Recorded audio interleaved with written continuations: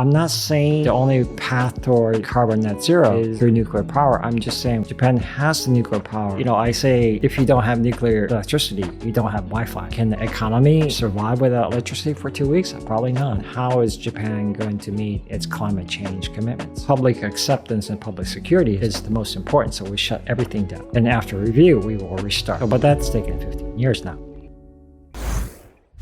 Thanks for joining us on Unpacking Japan, proudly produced by our team at Zen Studio with the long-standing support of Zen Group.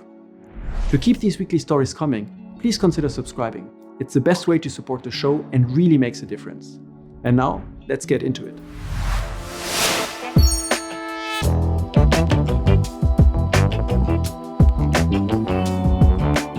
Welcome to Unpacking Japan. I'm Toby, and today I have the pleasure of sitting here with Akira-san. Thank you very much for coming. Thank you. Thank you very much. You're a professor at Ontario Tech. Yes, I am. And you specialize in nuclear energy and engineering. Right.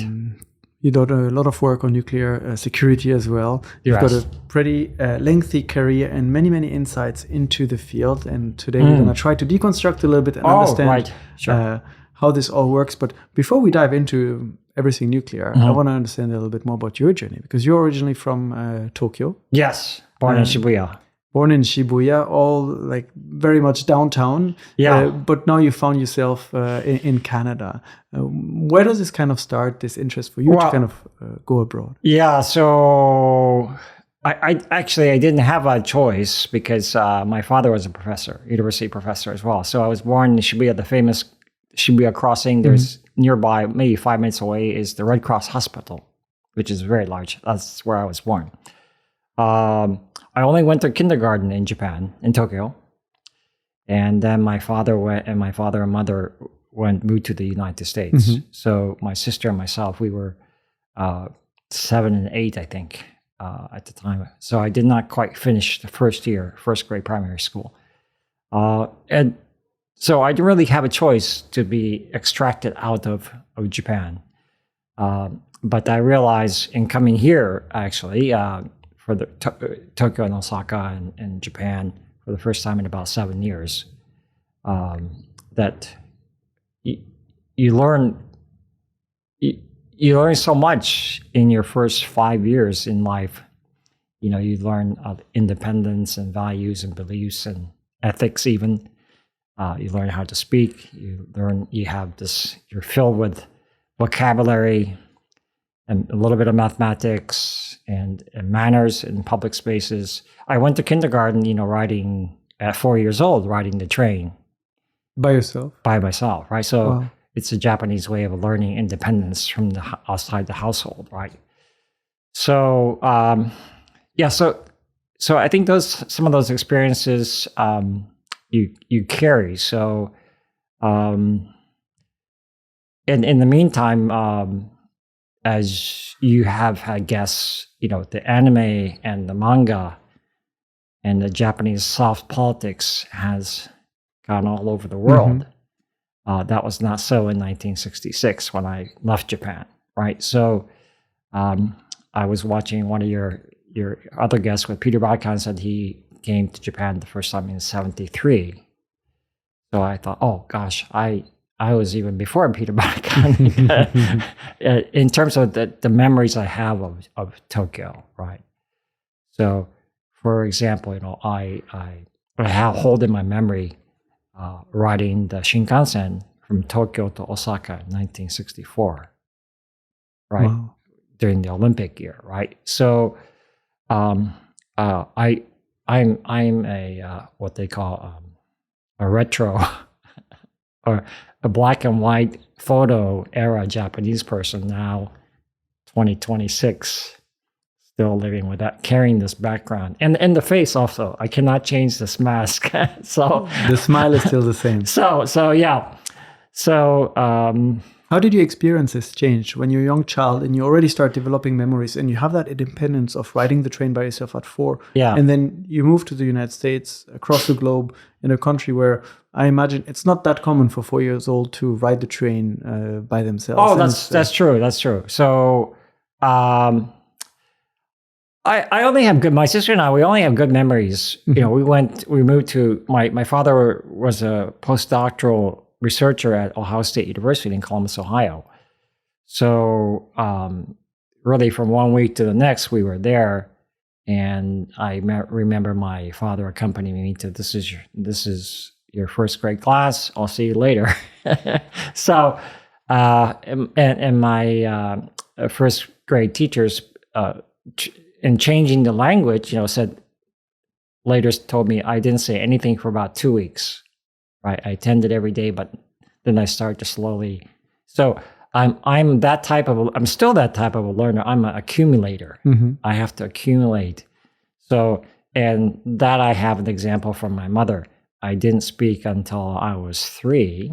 And my mother was starting to worry that I had some mental issues about speaking. Well, she said, the doctor said, wait for 2 weeks. And then he's an accumulator type person. I'm accumulating words, and then I start to speak incomplete sentences.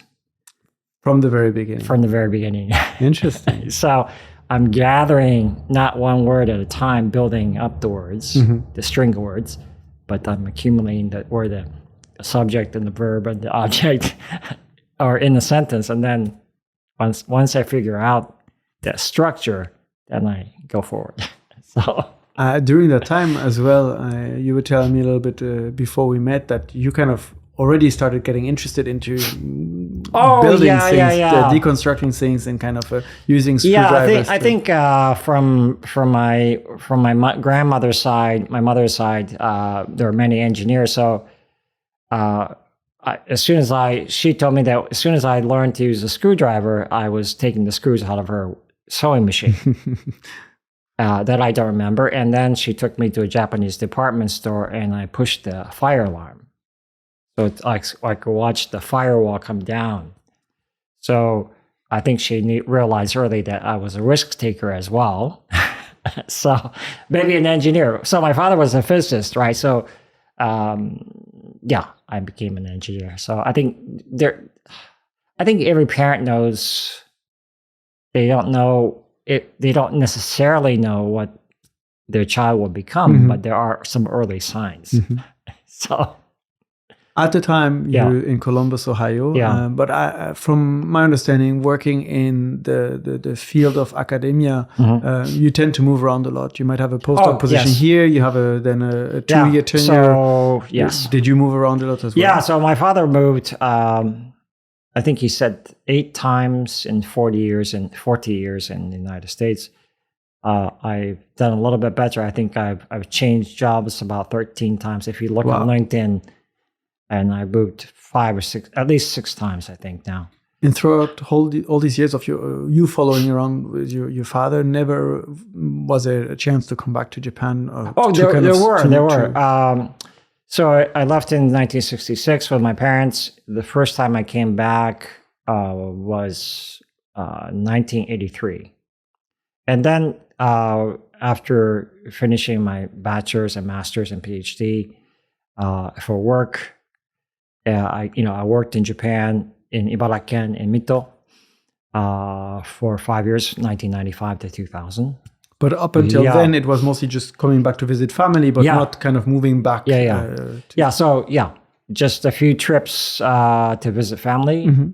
And then after about 1990, it became many more visits professionally. So I think I have gone back and forth between Canada, US, and Tokyo. Oh gosh, I don't know, but at least 25 times. So all those professional visits that kind of came were in line with your field of work, which is nuclear energy. You had early maybe signs of interest into technical things and an interest for potential career in engineering, but engineering is very broad as a field. Mechanical engineers and nowadays software engineers but you went into the nuclear direction. What was your interest there to kind of specialize into that field? Well, so part of the answer is only my PhD is in nuclear engineering. All my other degrees are engineering degrees, but I always since I was in Japan, I always like automobiles. So for many years, I wanted to be a Formula One race engineer. Wow. Race car designer. And I was writing mostly letters and trying to get jobs in the 1980s. In 1988 or 89, I had an interview with McLaren. They were world champions at that time. I visited their factory in London. And again, now at the moment, still holding the title. Oh, yeah, that's true. That's true. So,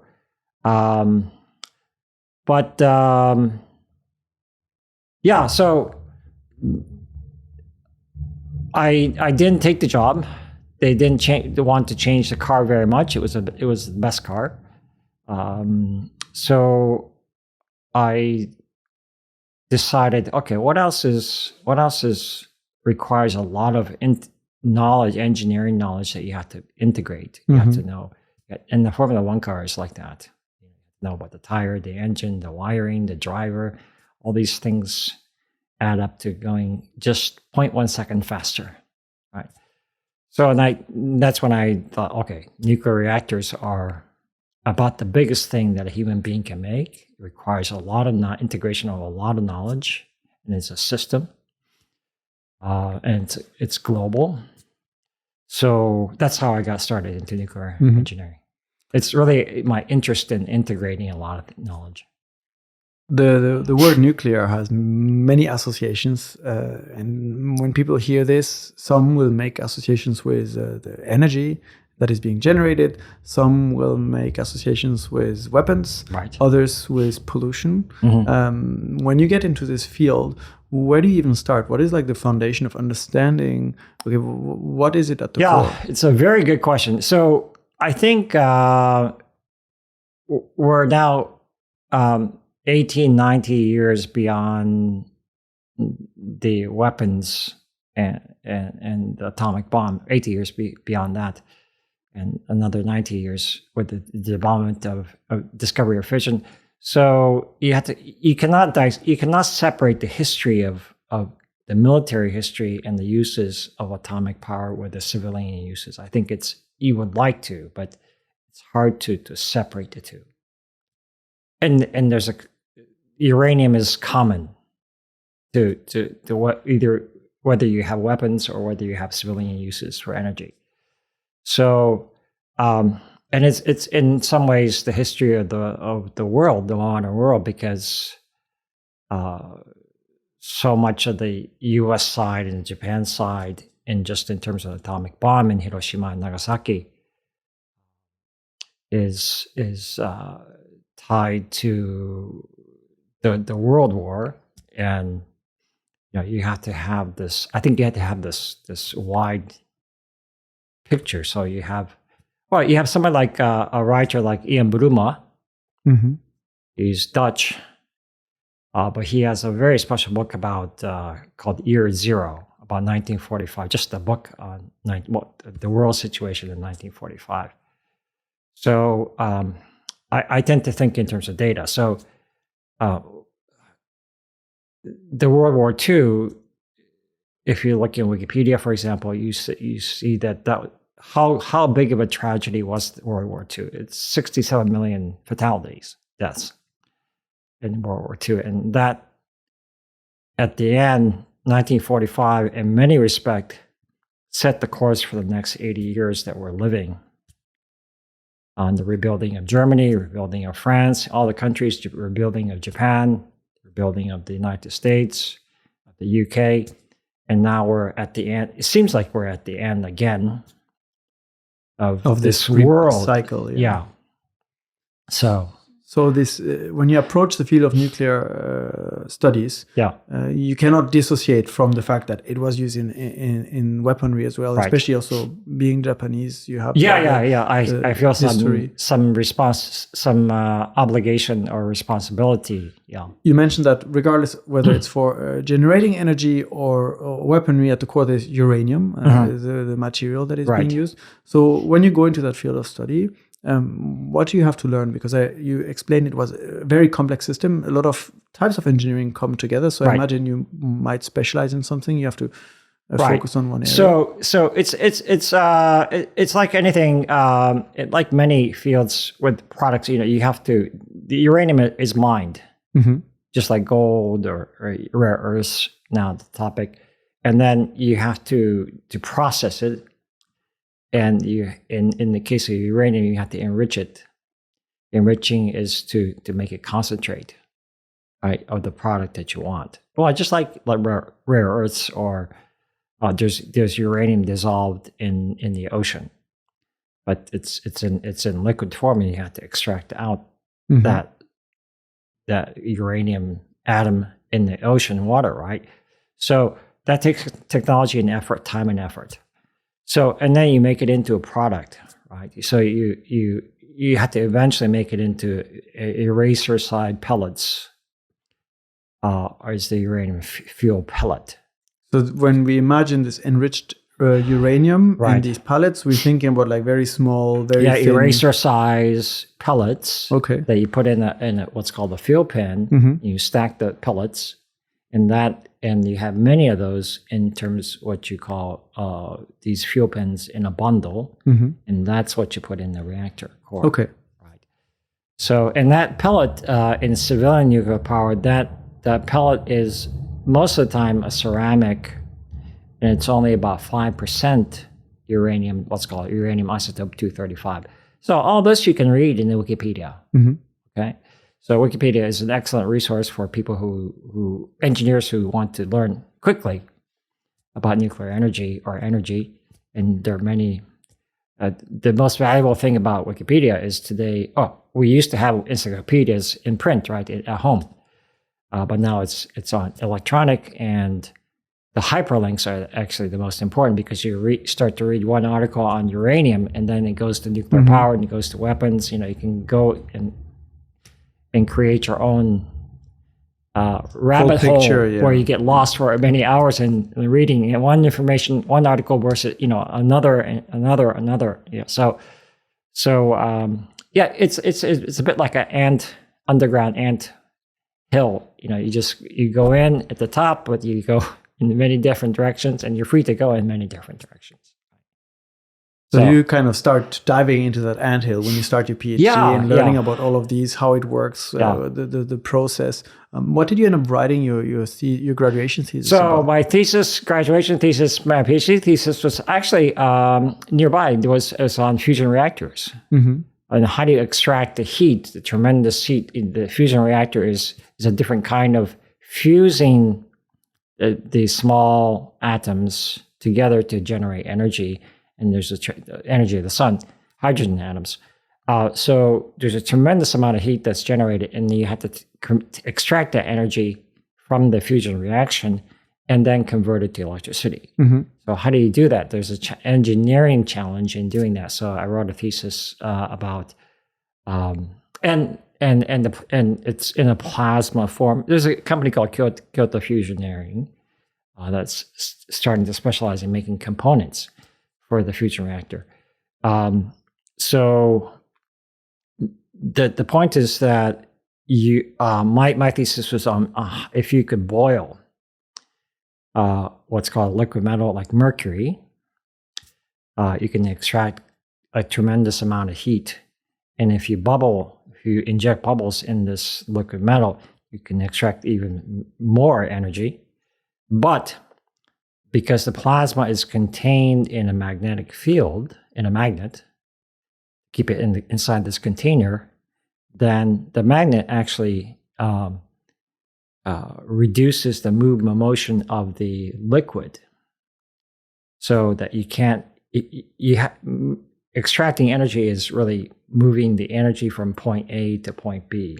But because of the magnet, it doesn't move all the way. It doesn't move as fast as you want it to. It does move.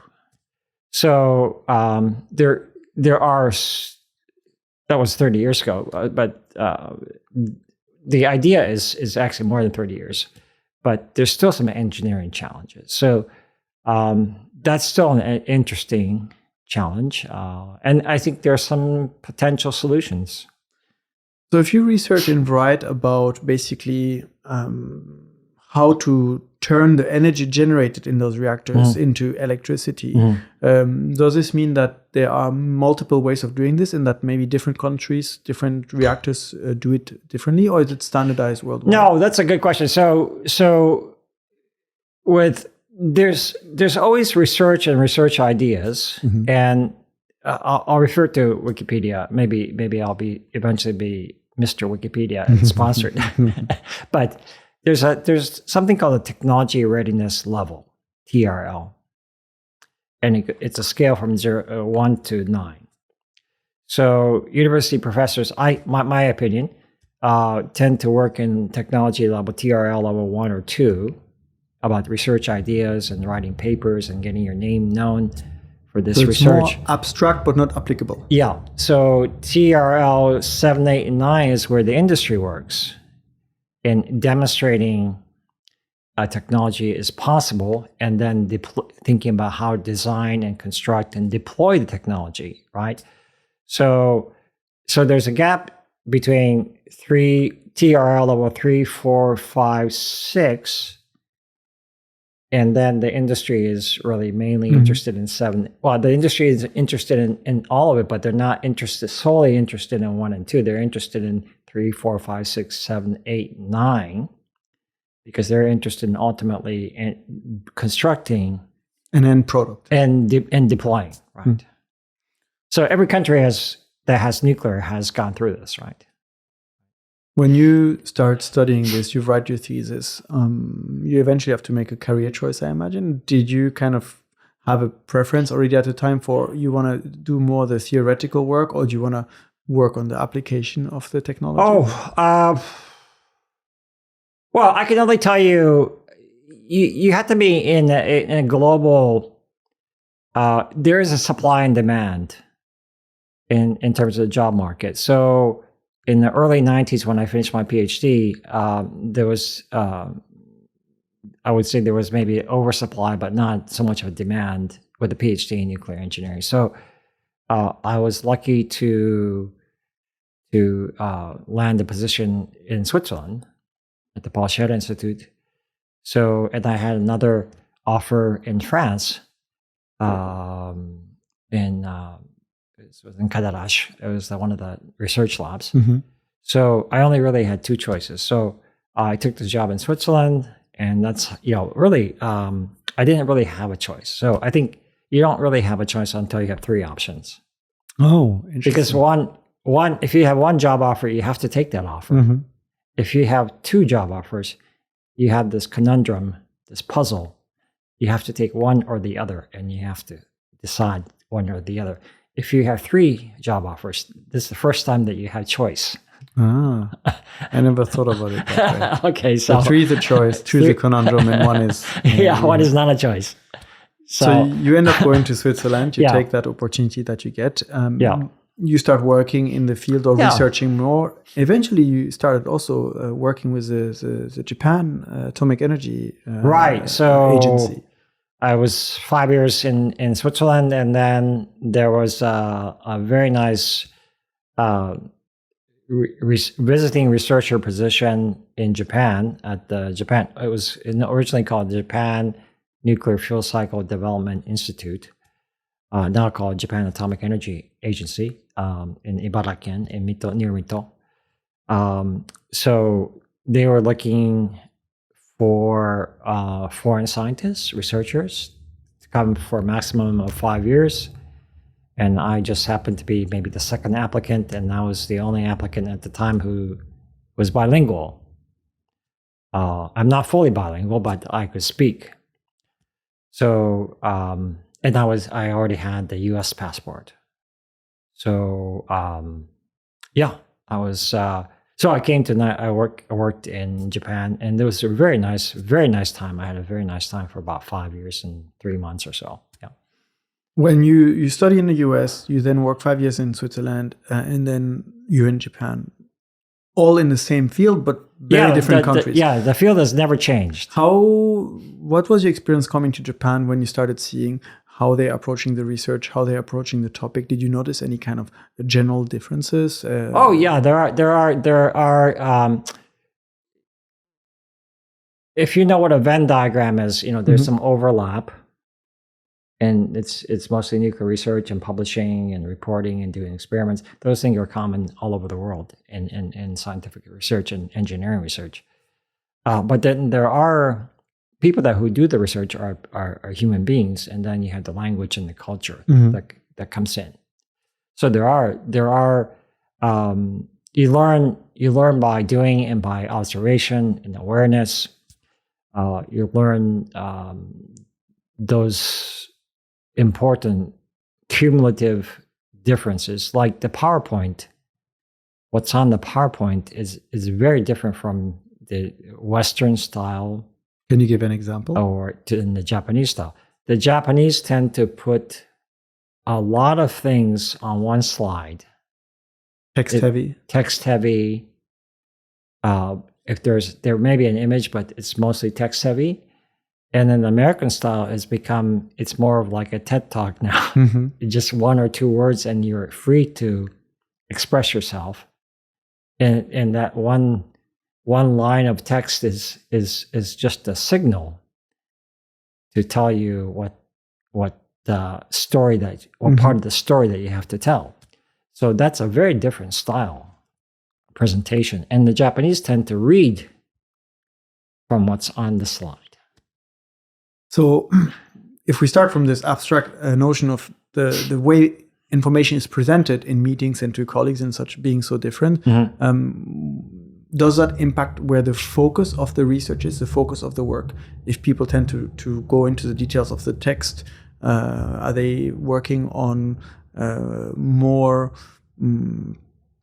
abstract or more precise research versus maybe more ideas in the United States? So I think that's a good question. So ultimately, everybody who does, let's say, for example, nuclear energy plant design has, if you can imagine, 100-piece puzzle. Mm-hmm.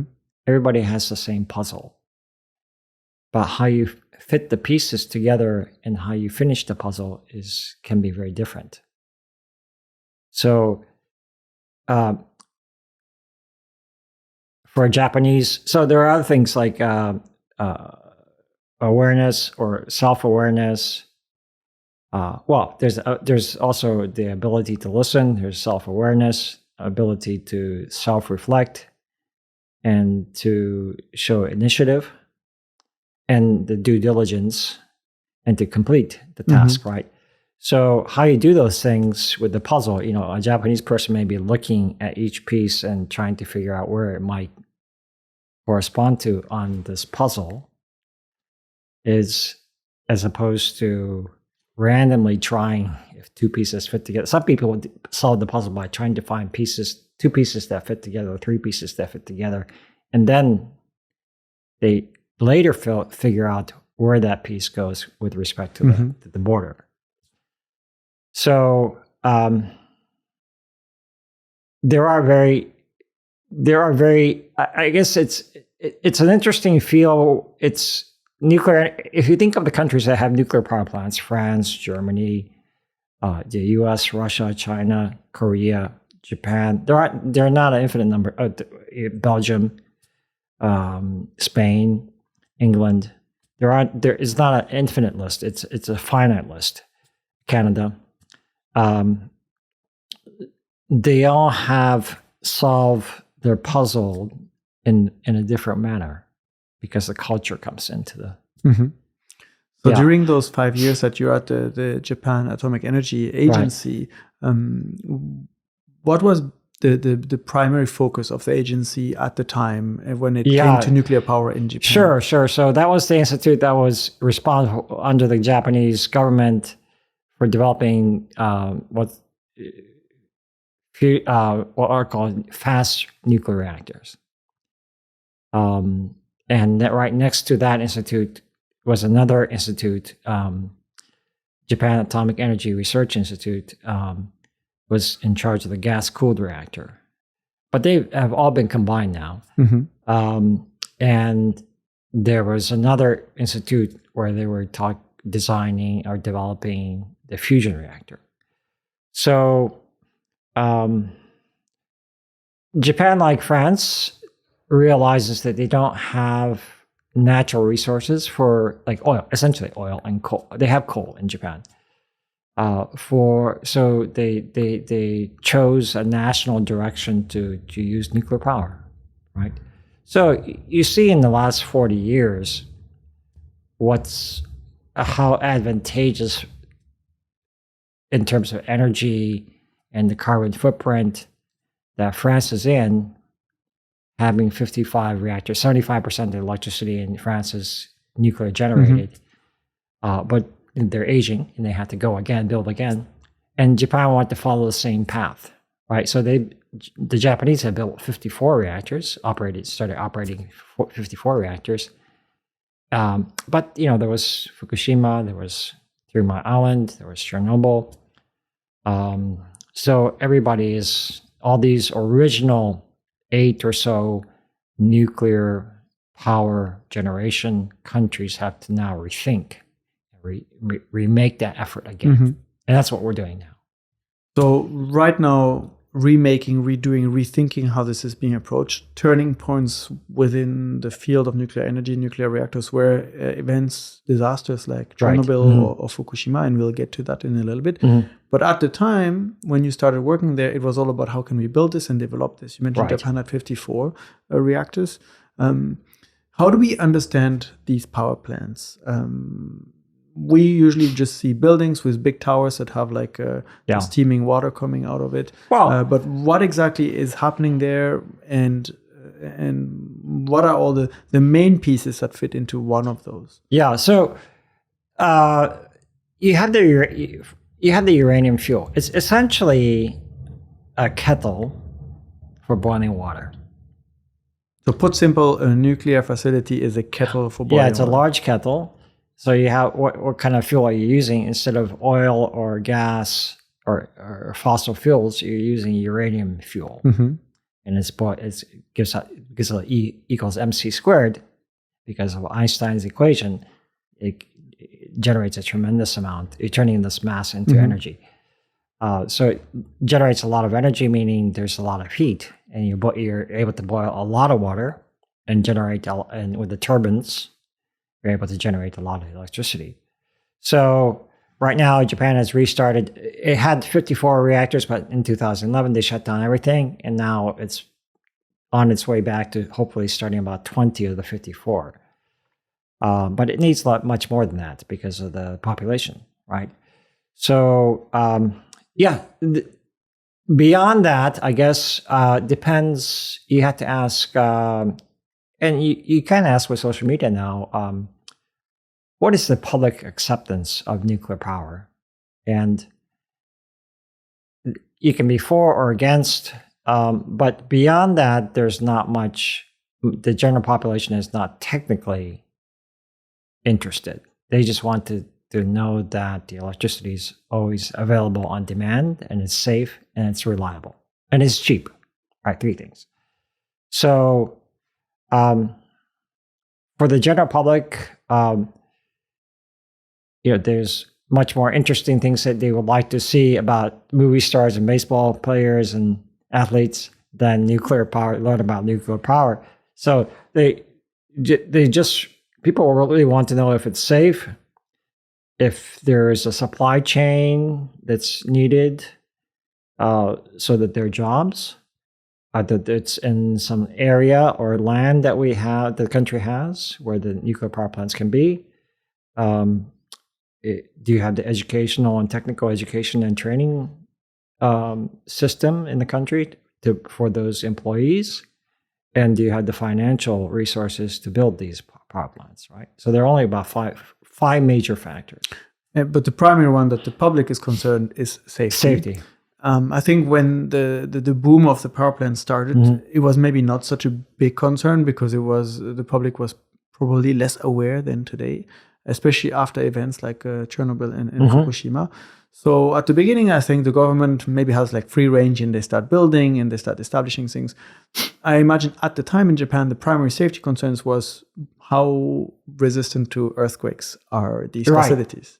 Was this something that you had something to deal with or consider as well? Like how? Yeah, you still have to consider the earthquake aspect of and if you ask me as an engineer, are nuclear power plants designed to withstand earthquakes? They are, and that's not an issue at all. How strong of an earthquake can it resist, and how do they adapt? So it depends on it. If you learn, so the other thing is I want to say is that the nuclear engineers throughout the world are fairly quick, and same with the airline business as well. Whenever there's an accident or event, you learn lessons quickly, especially with nuclear Fukushima. And we're still learning some lessons, but we've learned a majority of many lessons from Fukushima. So, and they go back into improving the performance and design and the operation and maintenance of the nuclear power plants. So most G7 nuclear nations have built their first two generations of nuclear power plants, and the next generation to come in the 2030s, hopefully all over the world in nuclear nations, it will be much safer. And it's really to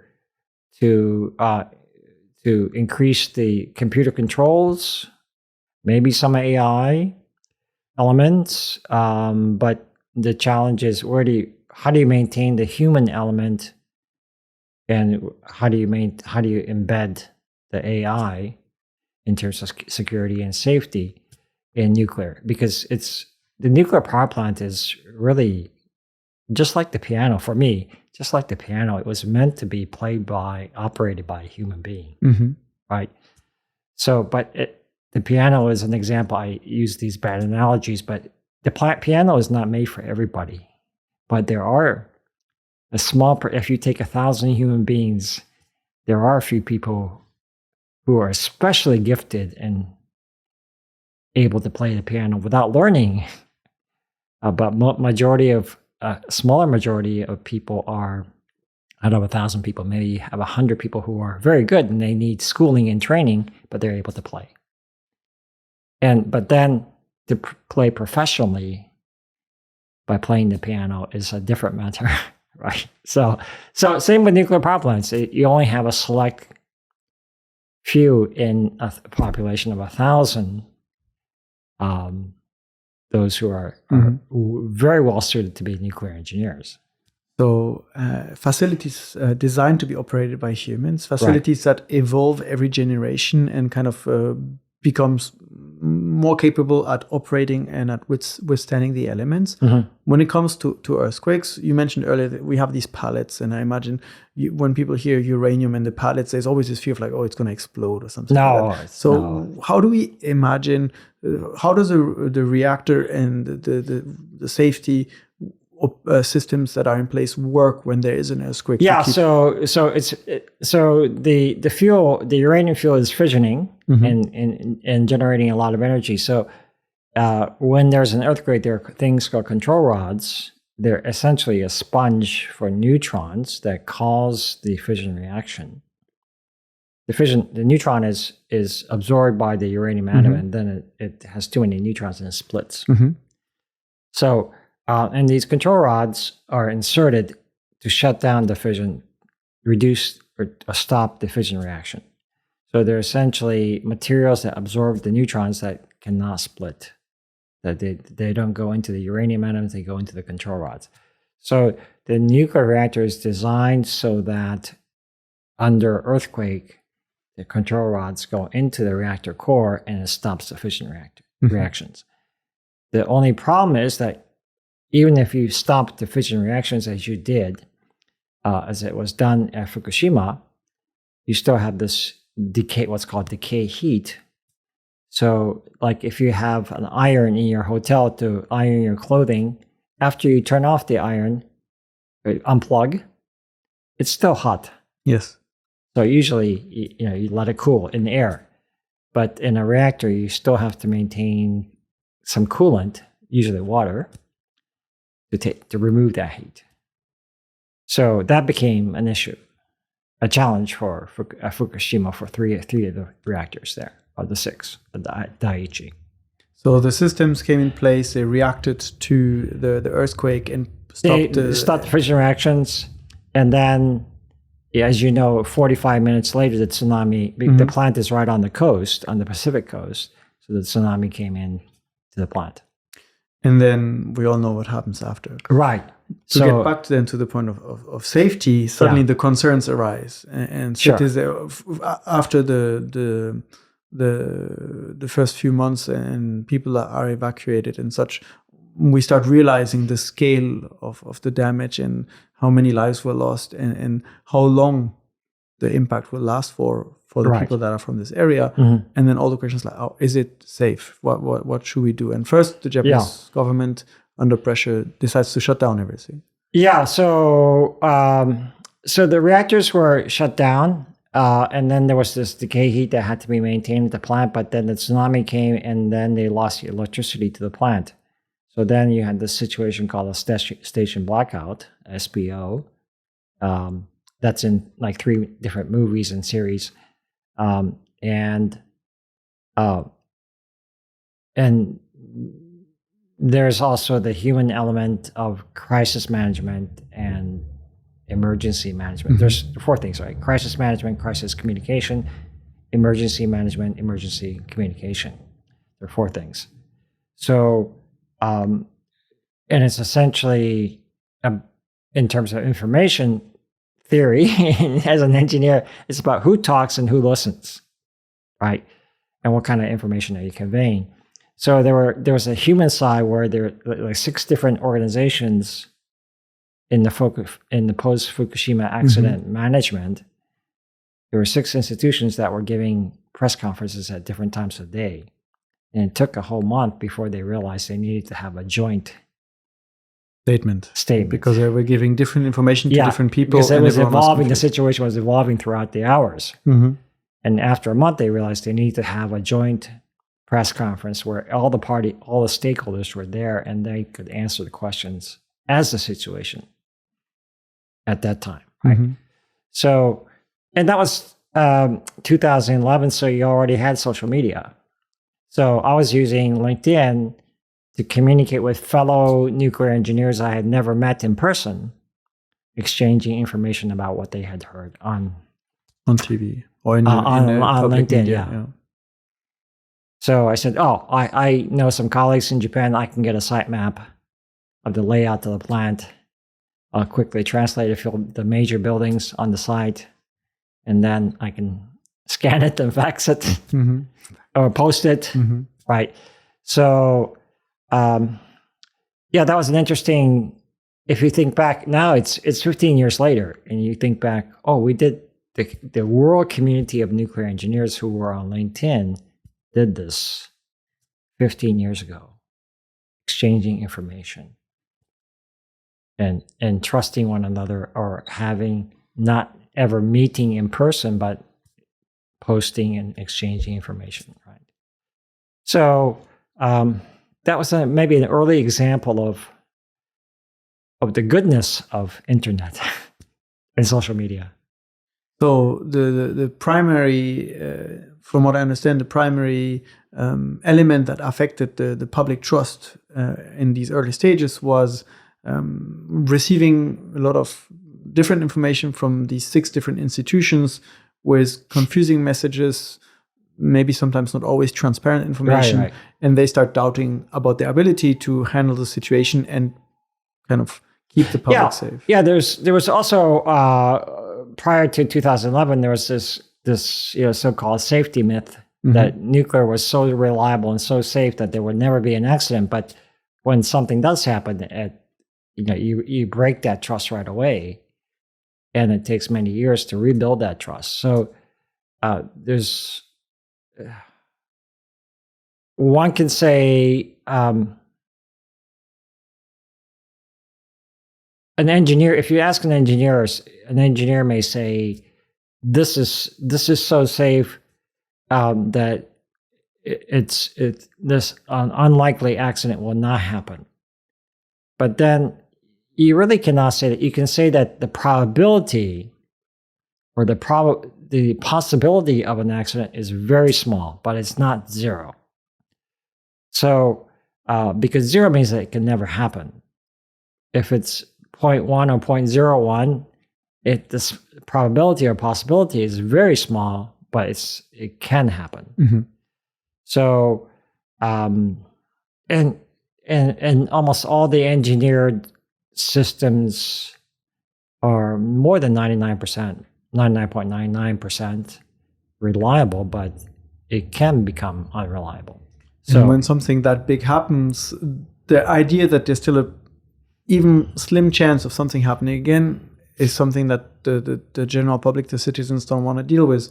And so the government decided to shut down those other plants. How does this actually work? Because I imagine it's not as easy as just on-off switch to turn down these. Yeah, 50. So it's not easy. You have to. There's a procedure for shutting down the reactors. So Fukushima Daiichi and Daini and Onegawa plant were the closest to the epicenter of the earthquake. Mm-hmm. So they were shut down. There were some others, and all the nuclear power plants that were operating at the time were shut down throughout the country. So they had to go through a procedure. And how long does it take?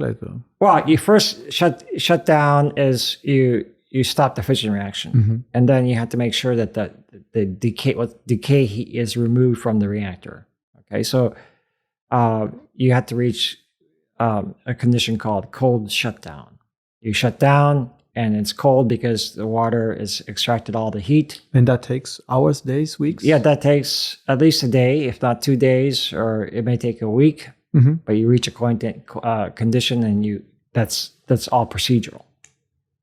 So that's if there's no damage to the reactor system. Mm-hmm. At Fukushima Daiichi, there was physical damage to the cooling or providing coolant. So it took, as we know today, it took about 6 months. It essentially took from March, well, actually 9 months, March to all the way to about December for all the 6 units that to reach this cold shutdown without the actual cooling system operating properly. Yeah, so they had to improvise or re-engineer quickly in under emergency response the cooling system. Right. So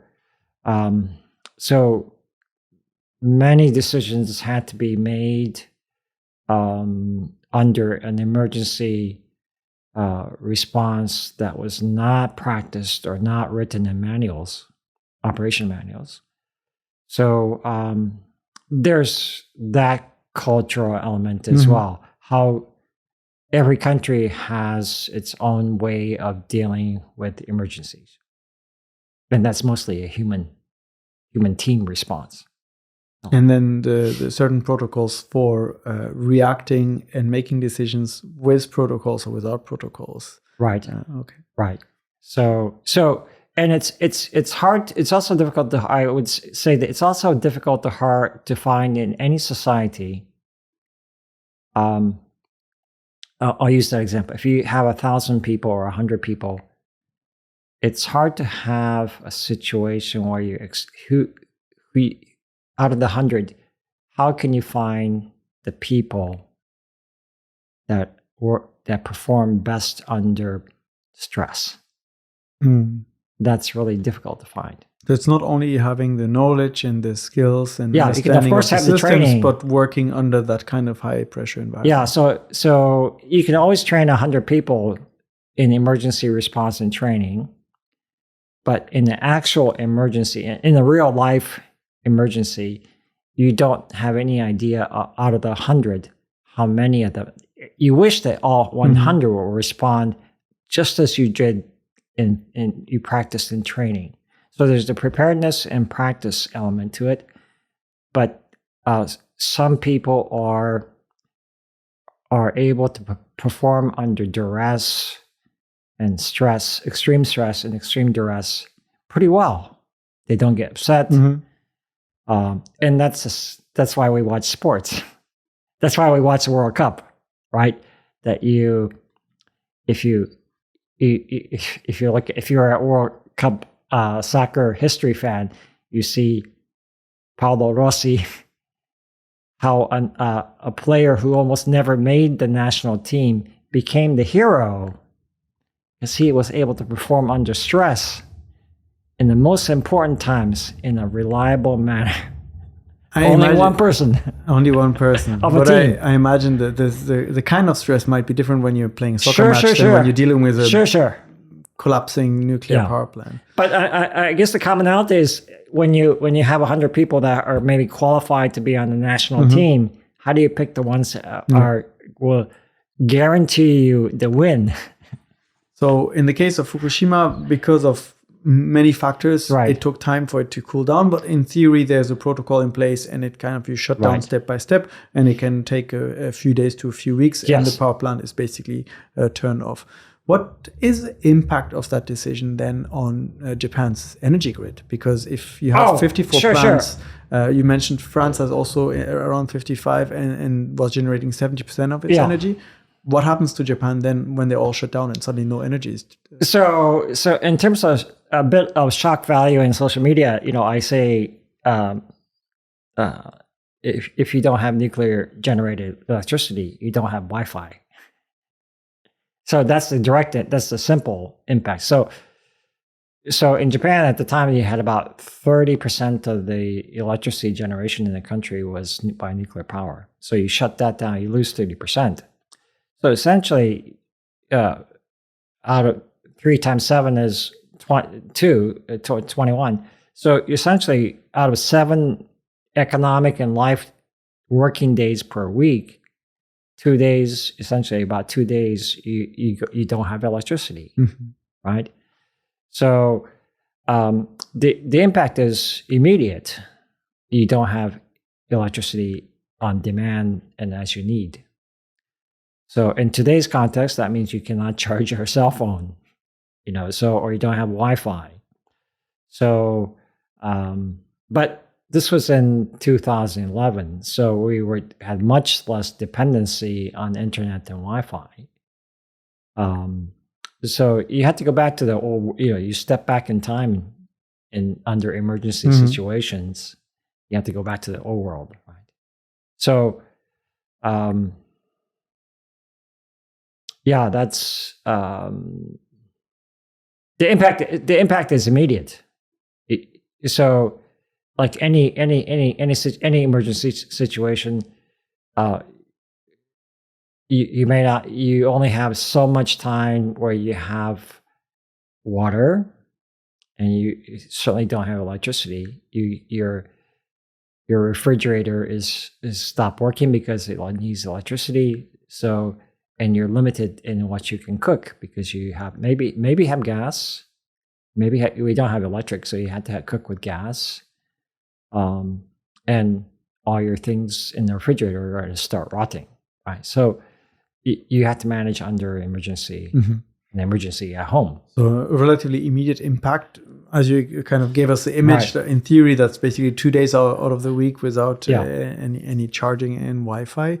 And that was 15 years ago. So nowadays, maybe with the higher energy dependency that we have, the impact might be. The impact is immediate. If you think of, I had this maybe bad idea, but I think we need to have worldwide an electricity appreciation day, and that means that we don't use electricity for a day, just to get a sense of what life would be like without any screens, any lights, any exactly. Interesting. So because there was a time, let's say before 1990, or even we had the electricity in 1990, but we didn't have email before 1990. Not in any deployed sense. We didn't have internet. We didn't have cell phone. We didn't have social media. We didn't have Wi-Fi, or we didn't have the social addiction to all these 6 technologies, right? So, could you imagine that you without electricity going to the bank or going to an ATM machine, take things for granted. Electricity is not appreciated, I guess. Maybe not enough. No. Not enough. That's why we need to have Electricity Appreciation Day. And we'll get to that in a little bit, because now there's a lot of conversations as well around the role of nuclear energy in the general energy mix with sustainable and renewable energies. But then at the time, with this big energy loss, you have the public that is frightened, that is angry, that wants answers and understanding and safety guarantees from the government. I imagine energy companies want to restart the plants because they're losing money as well. And the government is like, we need to do something. Right. But the whole kind of nuclear safety establishment systems that are in place are being questioned. Right. what happens? Where does this conversation go, and how does it get to a point where eventually power plants that are aging are restarted years later? So I think it's a very good question. It's a very difficult question to answer. I would say that in those times when the unexpected negative things happen, then the public acceptance or the social license that's in the background, it comes to the forefront. So you do have to shut down, even regardless of whether the reactor plant is safe or undamaged, you have to shut down all the nuclear power plants, and that was done. Because you can't, or else you have to, the government has to, and the utility operator owner has to explain to the public in a convincing manner that we shut this one down, but this one we did not. So that's a much harder approach than saying the government and all the stakeholders deciding we're going to shut everything down, so that the message is that we, in terms of safety and security of the situation that we're in, public acceptance and public security is the most important. So we shut everything down. And after review, we will restart. So, but that's taken 15 years now. So, I think the government has to know, and maybe there are people who knew at the time that you have to shut everything down so that you have a common message that goes out to the public. So, and then you have to announce stepwise what you're going to do. So amongst these steps, some of them are restarting some of these reactors little by little. First of all, I want to understand, what is the life cycle of a nuclear power plant? How long can you actually operate one? So I at least 60 years, if not 80 years. Okay, so 60 to 80 years is the operation time. Is it then something that you can just kind of go in there, change out some parts and keep it running? Or does it need to be taken down and you need to rebuild a new facility? No, there are variations. Some things you need to stop and it's maintaining a piece of machinery. So there's some things that it has to be refurbished or renewed completely. So it may take a year, it may take 2 years, but then the plan is to replace all the worn out parts and then restart the reactor again. So when it then comes to restarting those plants, I imagine if they turned off for a few years, you can't just switch it back on. No. You need to do a lot of maintenance, a lot of checks, and restarting it takes time. So this is what's happening at Kashiwazaki Karewa. Has units 6 and 7 that they're restarting after 2011. It's been 15 years, and now they're going through all the checks, and they're now just to the point of where they're starting to operate again. Right. So, and that's happening throughout all the what are called the pressurized water reactors in Japan have restarted, or many of them have restarted. And Japan is trying to get back to having restarted 20 reactors because they were collecting dust for at least 10 years. Yeah. And you have to go through all the checks to restart. When they're collecting dust like this, what is the probability, since you liked the data earlier, that these 10 years have negatively affected kind of the facility and increased potential risk for? Yeah, so I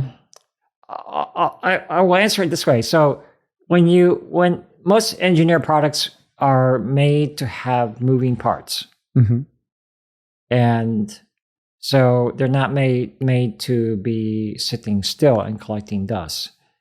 So the lubrication, the oils for many of the pieces that are moving relative to each other, they need lubrication, and the oil has dried up or drained.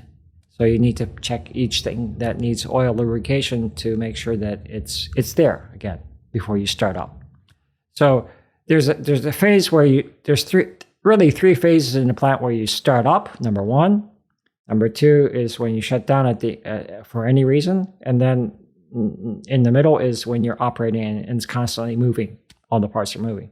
So Now, if you spend 10 years not operating the reactor, then you have many, many things.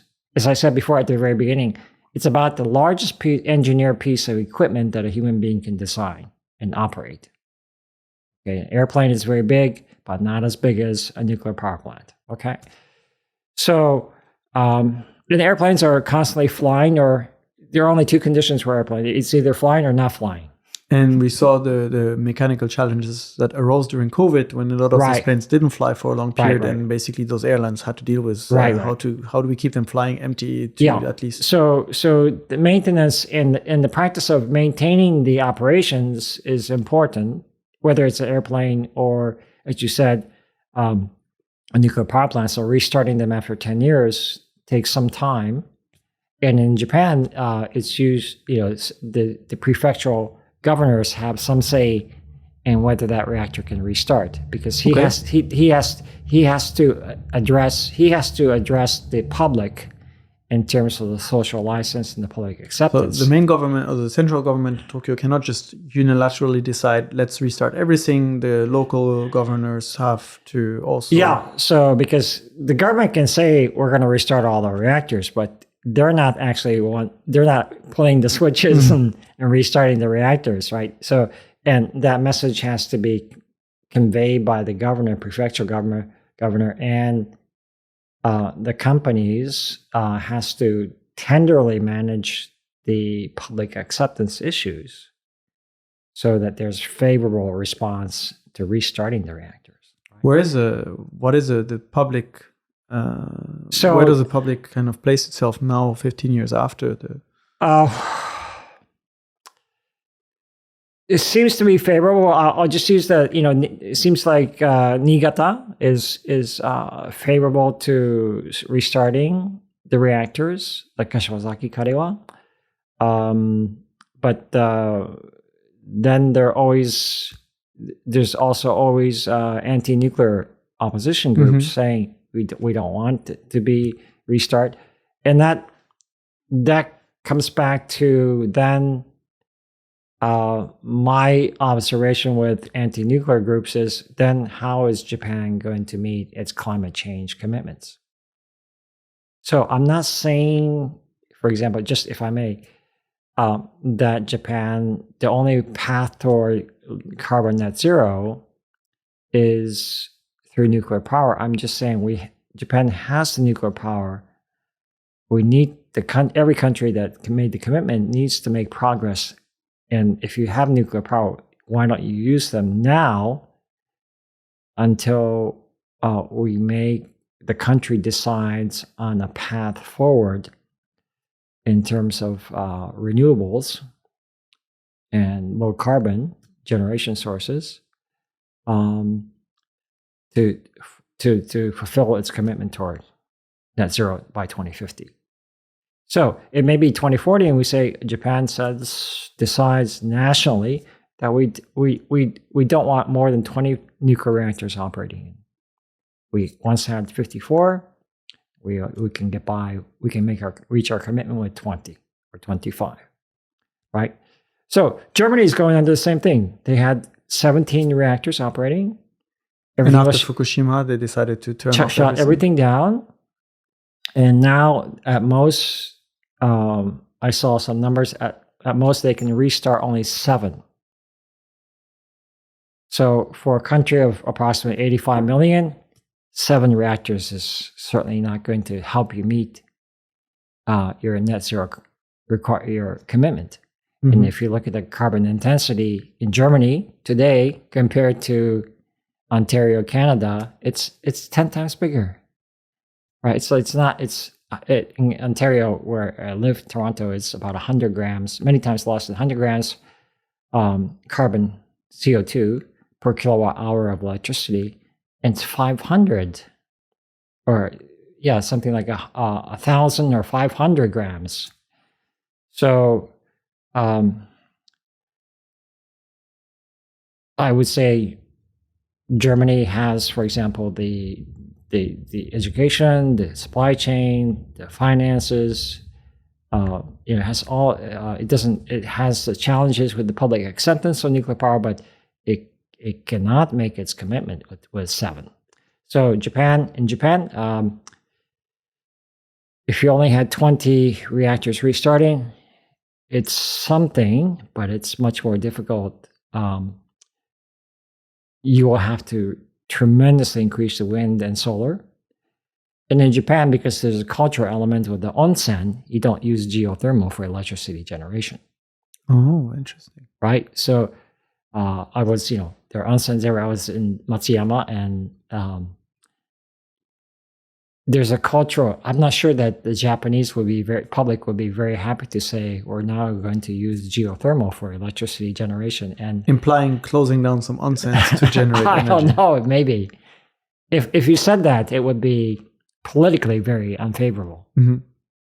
Right? So there's a sensitive issue there with the onsen for social, the onsen is publicly acceptable, but for onsen for energy generation is maybe not socially acceptable. So that has to be discussed, but I haven't seen discussion about that. So to come back to the conversation about the local governments basically having to gain public trust, some are, some are not. But this all plays into basically the goals that the government has set itself for the net zero carbon emission.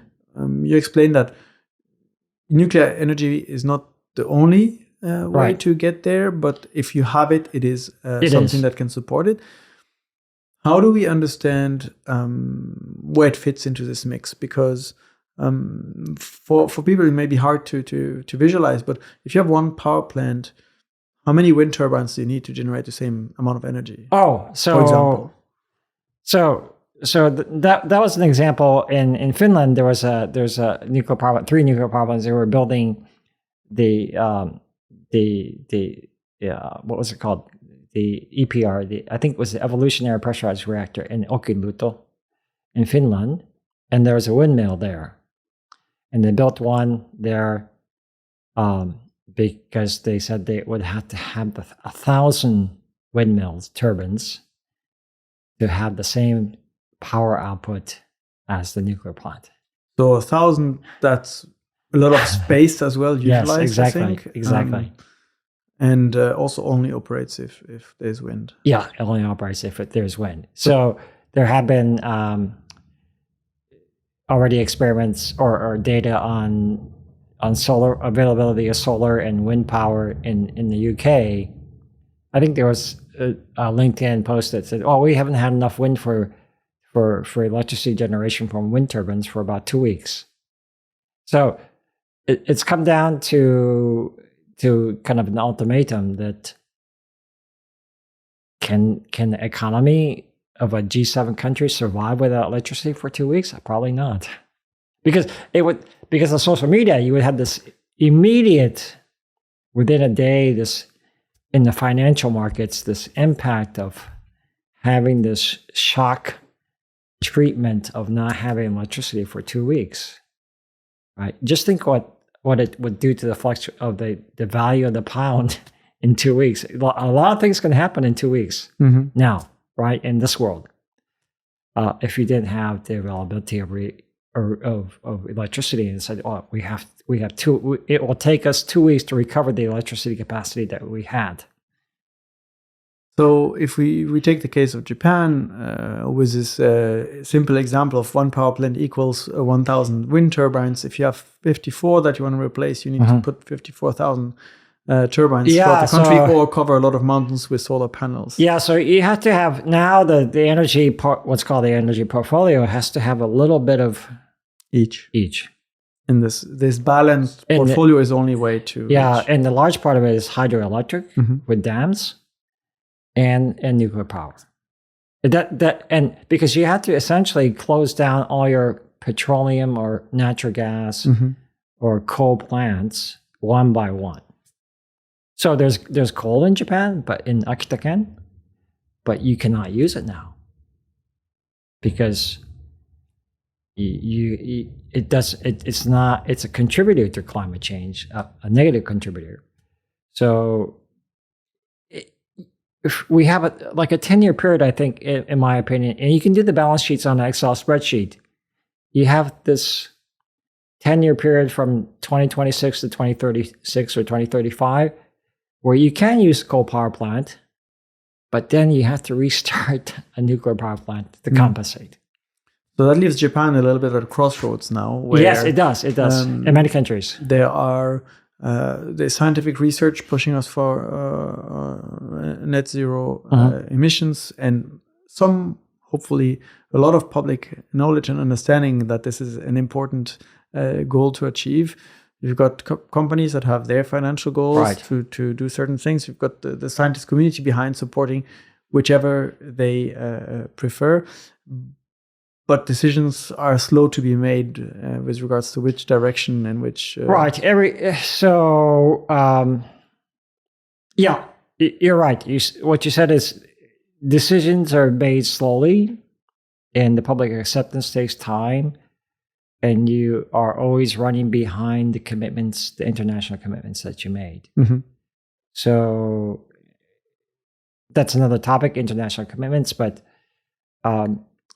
as an engineer, I'm already thinking, what bad things can happen if we don't make progress toward our commitments? Mm-hmm. And not just Japan. All the G7 countries are now have some obligation to lead this change, this transition and transformation. So what things can happen? Because otherwise, what nature will force the situation. So heavy rains or extreme weather. What can happen with just, you think, I saw at the elevator lobby that the air conditioning is now at 28 degrees here. The human body can tell the difference between 26 degrees and 28 degrees Celsius. 26 feels warm, but 28 feels just bearable. And why, are you really using the air conditioner when you can only limit it to 28 degrees? When it's 21 degrees with the air conditioner fully operating, you can be in your t-shirt. Mm-hmm. And it feels comfortable. At 28, it's you come to work with a t-shirt without the tie, the Japanese tie, the business tie, and you unbutton the top button. And forget the jacket. Yeah, forget the jacket. So the human being is able to tell just small temperature differences, 2 degrees. So that's why I always explain the 1.5 degrees it doesn't seem like much, but it's actually an everyday thing it means quite a bit in terms of energy usage, 1.5 degrees. So what I'm saying is that if we don't make 2 degrees or if we don't make 3 degrees commitment in terms of climate change, what bad things can happen? Well, you're starting to see examples. You see more forest fires. What happens if you have so many forest fires that it's hard to put out those forest fires? Or you don't have the money to provide the funding for the recovery of those areas where you had large forest fires. So the weather is, with extreme weather, it's possible, as an engineer, possibility and probability, it's possible that you have such extreme weather that it's not possible to fly commercial airplanes. Because you have so much turbulence that when you go through these weather systems on airplanes, I don't know how you calculate that. I don't have the answer to that, but is the probability of something happening as a result of climate change. So the consequences can be very severe. Yeah, so there's some other ones like, what happens if we cannot grow wine and grapes? Grapes and wine. What would happen to the economies of the wine-producing countries if you have such extreme hot weather that you cannot grow grapes? The grapes there's a severe, a rapid reduction in the production of wine. Now, this is already a regular conversation in France when the weather or the seasons are too hot or too dry or late cold waves that affect the grapes. Right. And so at this crossroads of Japan, I understand that for you also as a nuclear scientist and working on nuclear safety a lot, one of the key steps that the government could take in theory was the sustainable development goals and this kind of net zero in mind would be to convince the public to restart more reactors so that the energy is cleaner than using coal or oil. But the safety question is always there. Yeah. So what are the things that can be done to improve the safety of those reactors to guarantee, maybe not 100%, but reduce the risk by another 0.5% that something like Fukushima can happen again? Because the memory of Fukushima and also the earlier memories of Nagasaki and Hiroshima are not going to go away. So the nuclear is going to be tied to disasters and a lot of suffering in Japan for a long time. Yeah, so that's a very good question. I think that takes some innovation. I think I would say that, for example, that we need more exchange or innovation in terms of professional personnel exchanges. For example, let's say France and Japan, with a similar history, and you may say that for Canada and Germany and United States and China and Korea, and you said at the onset that English is the common language for all these professionals who. So you go on rotation. A French nuclear engineer or operator engineer may work in Japan and so that you exchange the information to overall improve the public acceptance and the public image. And France already has, but Japan has to get back to operating 54 reactors. Okay, so and that with each reactor restarted, there needs to be a social acceptance campaign to go from 20 to 54. So we're only going back to where we were pre-2011. So maybe part of that is because that was somehow mismanaged in 2011 with the Japanese only very capable, but you sometimes need an outsider to say, why are you asking the question, why do you do it this way in Japan? We do it this way in France. Right? The reactor is the same. I always say the reactor doesn't know that it's in France or Japan. Only the operators know. Right? So it's the same thing. If you drive a Toyota Camry in France or in Germany, only the owner and operator knows that it's in France or it's in Japan. Right?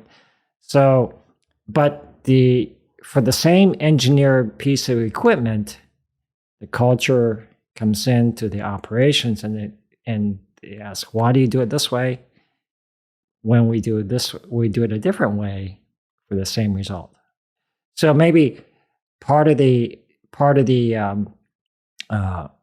I think a third party is very important. So there's a meeting in Fukushima in June. I hope to attend.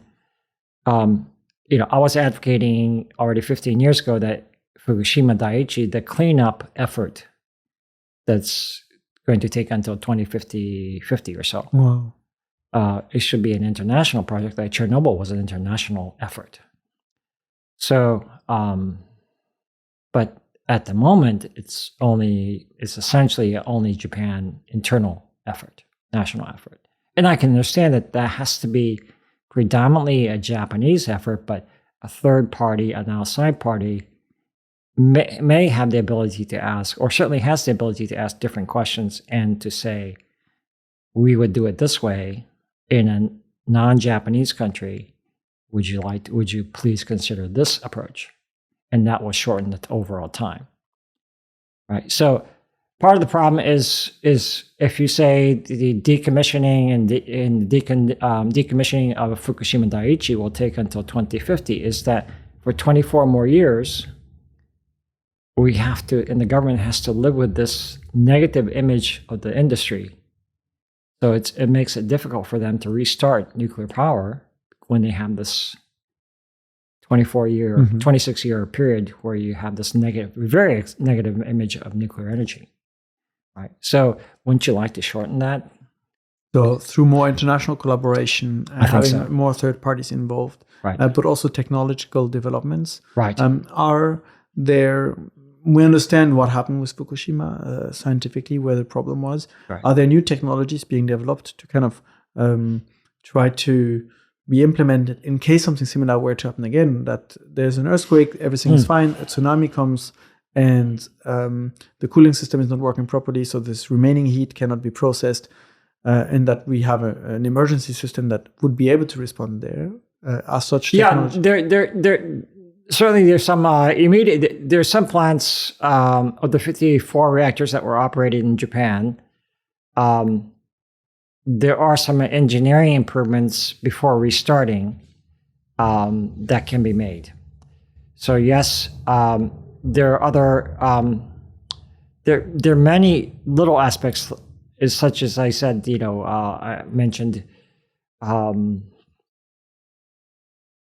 There needs to be a way to find people who are good emergency responders. There needs to be an awareness and a reflection on crisis and risk management and communication. And Japan, you can't wait for the next crisis or event. You have to, actively think about the risk and crisis management and communication. So, and then, as I said before, hinted on many occasions earlier, we have to fully recognize that we live in the age of social media. So there's some social professional responsibility, I think, that you have to manage and disseminate a positive image in the social media space. Where does that leave you today? You've mentioned earlier that you kind of held 13 positions across different institutions, different universities, and now at Ontario Tech, but still working very much internationally in this network of nuclear scientists. What are you working on now? What is important to you at the moment that you're trying? Yeah, so one is a personal journey. One is when you get to this age, I realize now more and more with each year, I need to transfer the knowledge I have to somebody. And as every old person, I need to make sure in a manner that I'm able to live with, I need to leave a legacy in some manner. So, for example, Norway was trying to decide whether they would have nuclear power. And a delegation came through Canada, Toronto. And I wrote to one of the delegation members. I said, it's not really about nuclear power. How important is data for the Norwegian society? Is data going to be important for Norwegian society in 2050? Try to answer that question first. So I think that position applies to Japan and every country in the world. Is data going to be important for the kids that are only this tall today, or even smaller, right? And I would say yes. So then, how do you power those data centers? Well, the technology we have now that can be used for those data centers is nuclear power.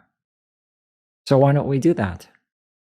So that's my contribution. I'm working on how do I transfer the information and the knowledge, the learning that I've had to somebody else, to the younger generation. It can be through teaching, but it can also be the industry that's constantly struggled to build new nuclear power, right? So because as we said earlier, with each nuclear power plant, then you had the potential to operate that plant for 80 years. So and we don't have enough nuclear power in the world and the COP climate change meetings have some 40 countries or so, X number of countries have made a commitment to triple the nuclear power. So my worry is, are we going to reach that tripling of nuclear power in the world? Because I've done the modeling and simulations myself, and you actually need more than triple the number. So you need a tremendous number of. We have 450 nuclear power plants in the world. We need more than 1,500. It's more than tripling to make any impact on climate change, right? I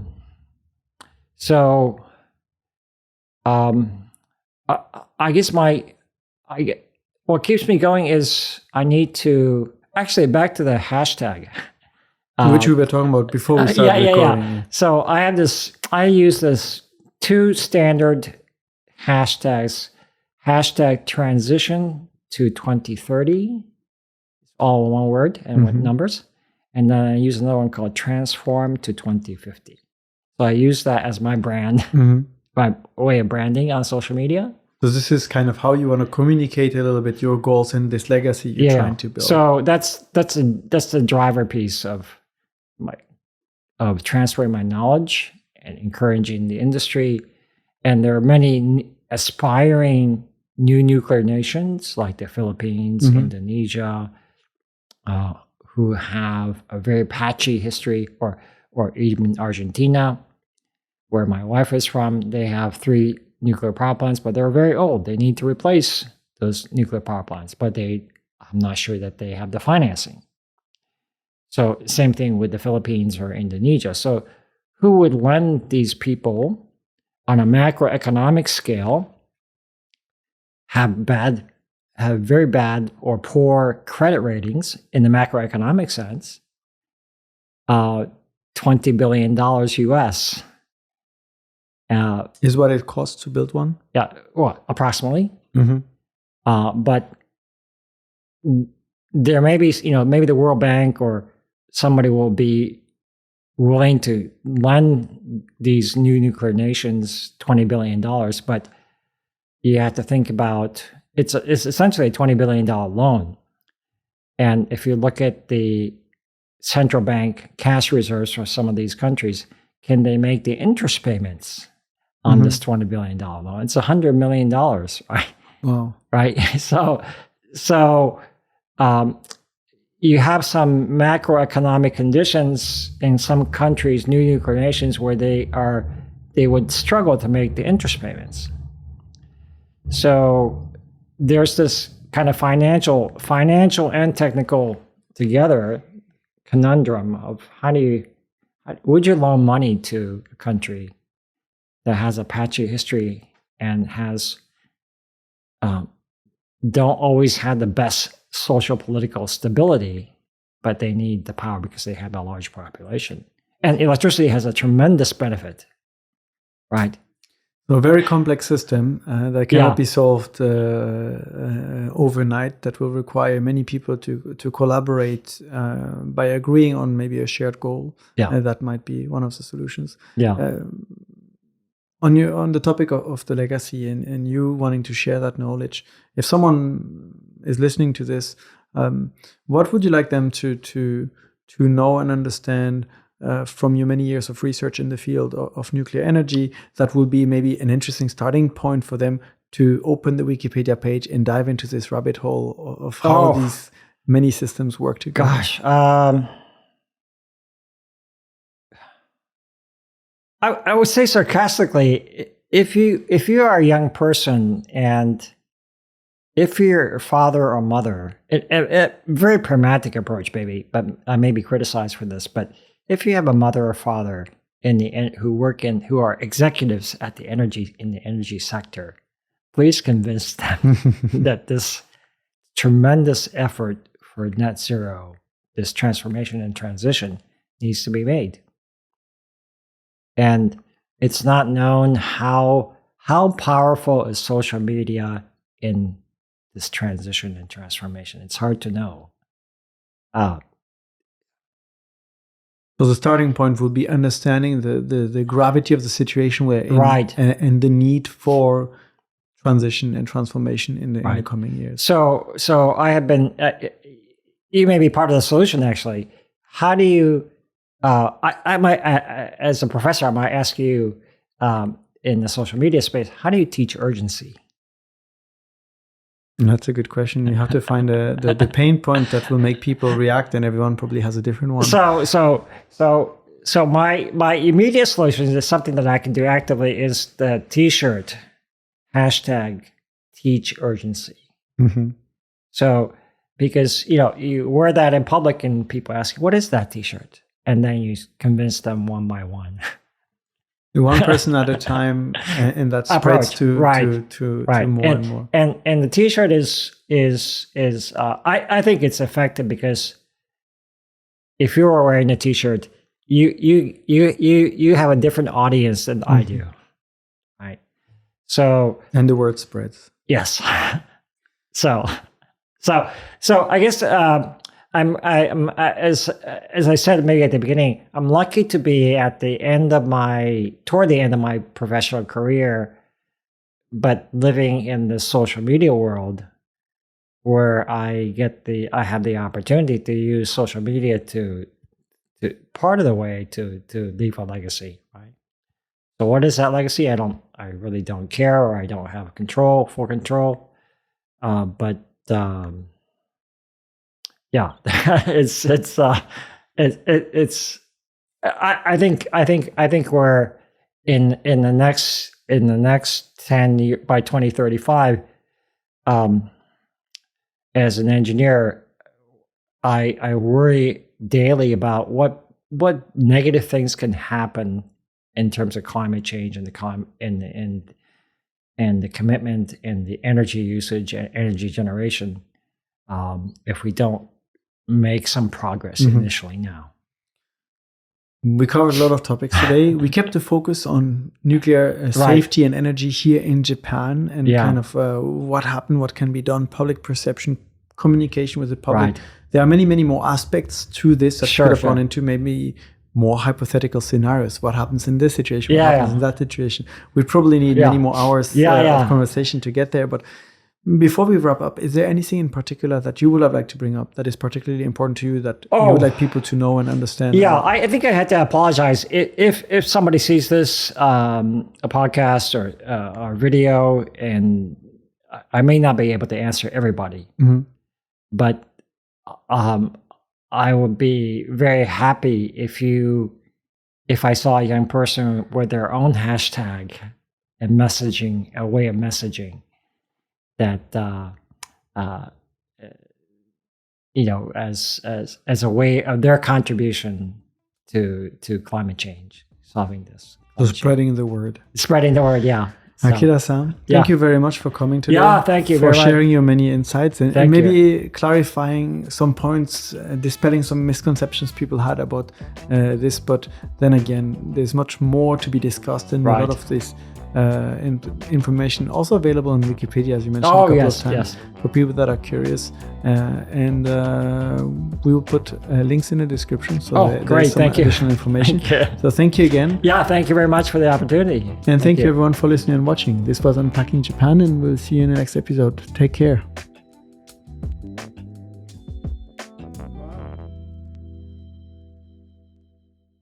Thanks for sticking with us until the end. If you haven't already, please consider subscribing to Unpacking Japan. It's the best way to help us grow and ensures we can keep bringing you these deep dives every week. Till next time, take care.